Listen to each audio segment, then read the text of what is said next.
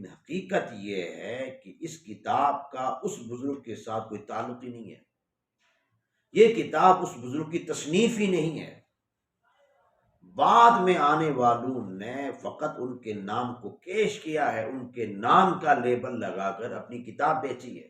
یہ بھی عام بات ہے کہ کتنی کتابیں ایسی مارکیٹ میں ہیں جو اسلاف نے لکھی، وہ کئی مرتبہ چھپی، تو بعد میں آنے والے لوگوں نے ان کی کتابوں کے اندر تحریف کر دی۔ ارے جب اللہ کی کتابیں، آسمانی کتابیں، اس میں تحریف ہو گئی قرآن کے سوا، اس میں لوگوں نے اپنی خواہشات کے مطابق باتیں داخل کر دی، اپنی من کے مطابق، اپنی چاہت کے مطابق باتیں داخل کر اس میں تحریف کر دی۔ جب آسمانی کتابیں، اللہ کی کتاب میں تحریف ہو سکتی ہے تو بزرگوں کی کتابوں میں تحریف کیوں نہیں ہو سکتی؟ بسم اللہ الرحمن الرحیم، اللہم صلی علی محمد وعلی آل محمد۔ ناظرین کرام، اللہ رب العزت نے قرآن مجید کے اندر ارشاد فرمایا ہے، جس کا ترجمہ اور مفہوم کچھ یوں ہے: اے ایمان والو، جب تمہارے پاس کوئی خبر لے کے آئے تو اس خبر کی چھان بین کیا کرو، اس خبر کی تفتیش کیا کرو۔ اس آیے کریمہ سے یہ واضح ہوا کہ اس دنیا میں جھوٹی خبریں بھی ہیں اور سچی خبریں بھی ہیں، اس دنیا میں جھوٹے مخبر بھی ہیں، سچے مخبر بھی ہیں، اور یہ ثابت ہوا کہ ہر آنے والی خبر کو آنکھیں بند کر کے اس کی تصدیق نہیں کرنی چاہیے، اس کی چھان بین کرنی چاہیے، اس لیے کہ ہر خبر سچی نہیں ہوتی ہے۔ اس دنیا میں جھوٹے لوگ بھی ہیں اور سچے لوگ بھی ہیں۔ ناظرین کرام، آج کے دور میں، آج کے معاشرے میں، آج کے زمانے میں جو سب سے بڑا جھوٹا شخص ہے، جو سب سے بڑا کذاب شخص ہے، اس کا نام مرزا جہلمی ہے۔ یہ دنیا کا سب سے بڑا کذاب، جھوٹا اس لیے ہے کہ اس نے پوری امت کے حوالے سے، امت کے جملہ اکابر کے حوالے سے، امت کے جملہ اولیاء کے حوالے سے، ان کی شخصیت کے حوالے سے جھوٹ کو پھیلانے میں بڑا کردار ادا کیا۔ یہ کذاب اس لیے ہے کہ اس نے پوری امت مسلمہ پر جھوٹ باندھا ہے، امت کے جملہ اکابر پر جھوٹ باندھا ہے، امت کے جملہ اولیاء پر جھوٹ باندھا ہے۔ یہ کذاب سب سے بڑا اس لیے ہے کہ اس نے اکابر کی طرف، امت کے علماء کی طرف جھوٹ نسبت کر کے، جھوٹی نسبت کر کے نوجوان نسل کو، کچے ذہنوں کو امت کے اکابر سے متنفر کرنے کی کوشش کی ہے۔ اس کے جھوٹوں میں سے ایک جھوٹ وہ یہ ہے کہ حضرت خواجہ خواجگاں خواجہ غریب نواز رحمۃ اللہ تعالی علیہ کی طرف یہ چشتی رسول اللہ کی نسبت کرتا ہے۔ اس کا سب سے بڑا جھوٹ، ان جھوٹوں میں سے ایک یہ ہے، یہ کہتا ہے کہ معاذ اللہ ثم معاذ اللہ، حضرت خواجہ خواجگاں نے اپنے ایک مرید کو اپنا کلمہ پڑھوا دیا تھا۔ ظاہر بات ہے، جب کوئی شخص اپنا کلمہ پڑھوائے گا، امام الانبیاء کے کلمے کے سوا، آقا کے نام کے بغیر اپنا نام اس کلمے میں داخل کرے گا، حضور کے نام کی جگہ، تو ظاہر بات وہ دائرہ اسلام سے خارج ہو جائے گا۔ تو ایک جھوٹ باندھ کر حضرت خواجہ خواجگاں، جنہوں نے لاکھوں لوگوں، ہزاروں لوگوں کو حلقہ اسلام میں داخل کیا، ہزاروں ہندوؤں کو دار اسلام میں داخل کیا، ان ہستی کو اس جھوٹ کی نسبت کر کے معاذ اللہ دار اسلام سے خارج کرنے کی کوشش کر رہا ہے۔ حالانکہ حقیقت یہ ہے کہ یہ اس کا سب سے بڑا جھوٹ ہے۔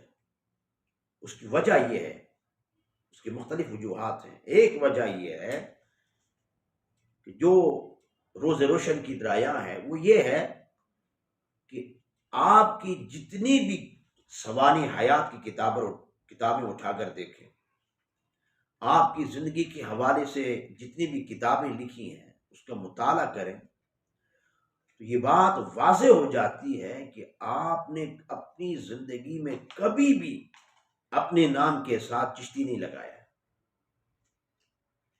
یہ بات واضح ہے کہ لفظ چشتی آپ کی حیات میں آپ کے نام کے ساتھ استعمال ہی نہیں ہوا ہے. اس کذاب کو کوئی بتائے ارے ظالم، جس لفظ کی نسبت کر کے ان کی ذات کو مجروح کر رہا ہے اس لفظ کا وجود ان کی زندگی میں تو تھا ہی نہیں ہے. تو جس لفظ کا وجود ہی نہیں ہے تو اس لفظ کا آپ نے کلمہ کیسے پڑھوا دیا؟ کوئی ایک کتاب اٹھا کر دکھائے کہ آپ نے اپنی زندگی میں اپنی حیات میں اپنے نام کے ساتھ چشتی کا لفظ لگا دیا. یہ تو بعد میں جو اکابر، جو اہل عقیدت آپ کے ساتھ محبت کرتے تھے، آپ کے ساتھ عقیدت رکھتے تھے، آپ کے ساتھ مودت کا، آپ کے ساتھ محبت کا رشتہ جوڑتے تھے، انہوں نے اپنے نام کے ساتھ چشتی لگانا شروع کر دیا تھا. تو چشتی آپ کی زندگی میں یہ لفظ تھا ہی نہیں ہے.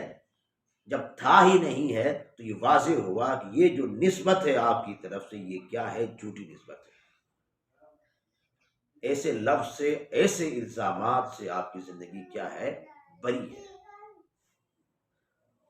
اور دوسری بات یہ ہے کہ یاد رہے مارکیٹ کے اندر بہت ساری کتابیں ایسی ملتی ہیں، بہت سارا مواد ایسا ملتا ہے کہ جو بزرگوں کی طرف اس کی نسبت ہے کہ یہ کتابیں انہوں نے لکھی ہیں، لیکن حقیقت یہ ہے کہ اس کتاب کا، ان کتابوں کا ان بزرگوں کے ساتھ کوئی تعلق ہی نہیں ہوتا ہے.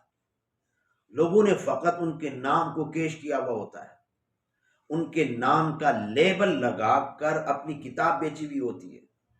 اپنی کتاب بیچنے کے لیے ان کے نام کو استعمال کیا ہوا ہوتا ہے. جس کتاب کے اندر یہ عبارت نقل ہے چشتی رسول اللہ کی، یہ کتاب آپ کی تصنیف ہے ہی نہیں ہے. پہلی بات یہ، اگر جس کتاب میں یہ عبارت لکھی ہے یہ کسی اتھینٹک بزرگ کی مان بھی لی جائے تو یہ بھی عام بات ہے کہ کتنی کتابیں ایسی مارکیٹ میں ہیں جو اسلاف نے لکھی، وہ کئی مرتبہ چھپی، تو بعد میں آنے والے لوگوں نے ان کی کتابوں کے اندر تحریف کر دی، بعض چیزیں نکال دی، بعض چیزیں داخل کر دی. اور جو چیز نکالی، جو چیز داخل کی، ان کی ذات کے ساتھ اس کا کوئی تعلق، کوئی رشتہ نہیں ہے. ارے جب اللہ کی کتابیں، آسمانی کتابیں، اس میں تحریف ہو گئی قرآن کے سوا، اس میں لوگوں نے اپنی خواہشات کے مطابق باتیں داخل کر دی، اپنی من کے مطابق، اپنی چاہت کے مطابق باتیں داخل کری، اس میں تحریف کر دی. جب آسمانی کتابیں، اللہ کی کتابوں میں تحریف ہو سکتی ہے تو بزرگوں کی کتابوں میں تحریف کیوں نہیں ہو سکتی؟ وہاں بھی ہو سکتی ہے.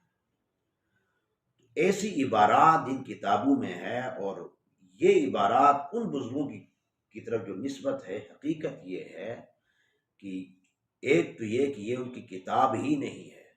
اگر کتاب مان بھی لی جائے تو یہ جو عبارات ہیں یہ ان کی طرف کیا ہیں؟ بعد میں آنے والوں نے ان کی طرف نسبت کی ہے، بعد میں آنے والوں نے یہ عبارات ان کی کتابوں میں داخل کی ہیں.